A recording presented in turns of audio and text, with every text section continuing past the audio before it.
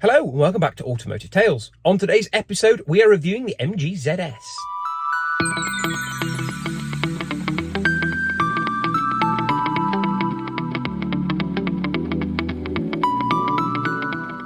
So the car we have got, the car I am sitting in, is a middle of the range. So it is the 1.5 VTI Tech Excite 5-door, to give it its exact name.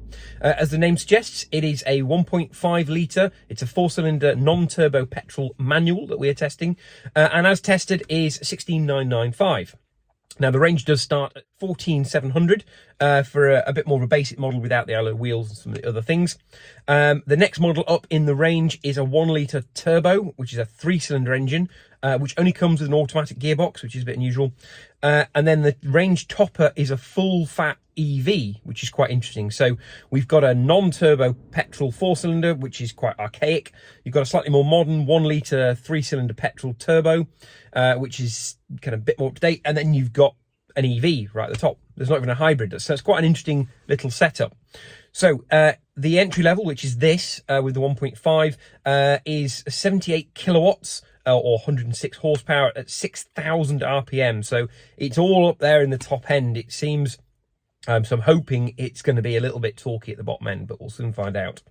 The next model up, the 1 litre, is a bit more peppy at 82 kilowatts, which gives you at 5,200. So at a lower rev range, which makes sense when it's a turbo. And that's 111.5 horsepower if you want to talk horsepower rather than kilowatts.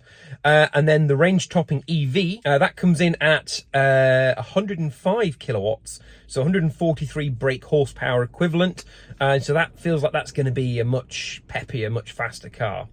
So the car weighs in at 1,243 kilos, which with 106 horsepower gives us a hefty 85 brake horsepower per tonne. So I'm not expecting this to be a thrill ride. Right, so let's have a look around the cabin. Well, it's actually quite nicely appointed. When you get in, it looks very sporty. You've got, and I'll show you in a second, over here, the little MG badges, and you see one behind me stitched into the leather, which is quite a nice touch. It's kind of got a bit of an Alfa Romeo vibe. But the leather is quite kind of plasticky feeling. The seats are not too bad, but elsewhere it's not the nicest feeling quality. But the red stitching does continue, so it goes all the way around the steering wheel. It's on the gear gaiter here. It's down the centre console, around the centre console, in the seats. So nice little touch. It certainly looks very smart in here. It feels a little bit tinny. I don't know whether that comes out on camera, but some of the plastics and fit and finish is a little bit questionable. There's quite a nice little kind of carbon fibre effect material on the dashboard, which is kind of slightly softer touch. That I quite like. And it's got the ubiquitous bits of piano black creeping in, which you see in all sorts of cars, but it's, again, it's quite a sort of cheap plasticky feeling, so I don't know how long that's going to realistically last. And you've got all the things you would expect. So you've got 2 USB sockets, one to connect to Apple CarPlay / Android Auto that are standard with this. Another one for charging, and it's got quite traditional controls. So it is a 5-speed manual with a proper, I don't know if you can hear that, clicky handbrake in the middle rather than an electronic handbrake. So I quite like that. While I think some people might see that as old tech, I actually prefer that to an electronic handbrake. I feel like I've got a bit more control and know exactly what it's doing. As with all modern cars, it's got a touchscreen in the middle, and it's got piano keys that sit underneath to allow you to sort of move around the menus. It is a little bit slow. It is a little bit clunky to go in and around those menus. And I found something when parking up just to start this video that is incredibly annoying, is when you stick it in reverse. First of all, it wipes the rear window, which is nice if it's raining, but in the middle of summer, that's really irritating. So it does like 3 or 4 wipes of the rear window when you put it in reverse. But what that does also is it brings up your reversing camera. Now, I reversed into this spot, pulled forward, pulled backwards. And because the last maneuver I'd made was a reversing maneuver, it stayed on the reversing camera. I couldn't actually get out of that menu, even with the piano buttons, to go back to the home screen to turn the radio off so that I could start doing this video. So I had to pull the key out and kill the ignition. So that's a bit odd and slightly irritating. It's almost like it locked out all of the piano keys when it's in reverse and until you go back to moving forward. So if you reversed into a parking space, you can't then get into the phone unless you pull forward slightly or take the key out, which is a bit daft.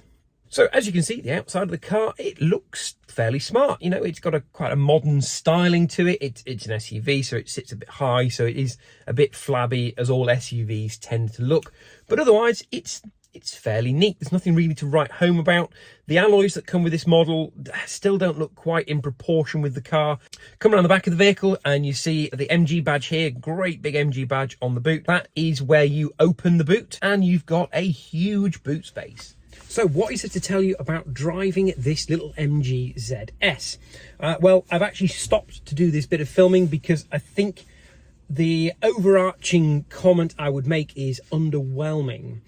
It definitely doesn't inspire confidence to the point where I'm not entirely confident about talking to the camera while driving, because I find the body control and handling on this car is so bad, especially when we're out here driving on country roads. We're up in Keswick at the moment, that I need to be concentrating on the road because it doesn't really turn in as you would expect. Now, I know this is not a sports car, it's no Lotus Elise. I'm not expecting the most positive turn in and feedback through the steering.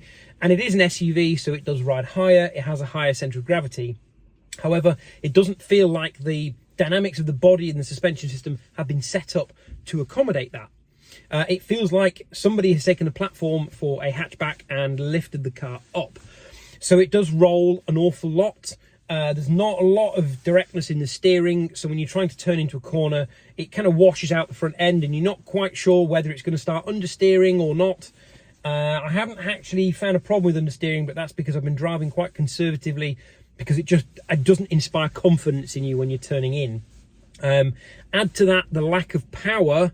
It is quite a difficult car to drive. So with this little 1.5, which is the entry-level engine, to be fair, it is very underpowered.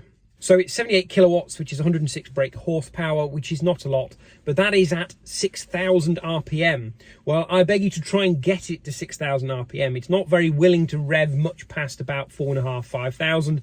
And even then, it feels like you are thrashing it to death, which leaves you to think, okay, well, maybe we can use some torque, use the gears a bit more. However, it's a small capacity non-turbo engine, so there is no torque to speak of whatsoever. So at motorway speeds, if you don't go down at least one gear, it's only a 5-speed box, drop it into fourth to pull out and overtake, you are dangerously slow to accelerate. On the country roads, there's just no sweet spot for really getting any sort of driving joy out of this thing. It feels flat right the way across the rev range, which is slightly disappointing because it looks quite a nice car. It's got a kind of sporty feel with this red stitching inside, but it doesn't deliver the goods. And you can hear that engine really thrashing away under the bonnet. I think with the 1 litre turbo, it's probably a much better drive. And with the EV version of this car, I suspect it's probably much better again. However, you're starting to pay premium car money. At that point, it was £28,000, another £10,000 over this, which is about 16,995 as tested. So I don't think you're going to get that much more driving joy out of it for that extra £10,000. Yes, the performance might be slightly better, but the handling, if it's anything like this, and it is heavier, it's 1.5 tons versus 1.243 tons, I think it is for this, then it's going to probably be even worse. And to kind of add insult to injury, while the suspension is very wobbly and it is very soft, it isn't comfortable because it's still quite harsh and crashy. I don't really know how they've achieved this. They've achieved soft and rolly while also being harsh and crashy.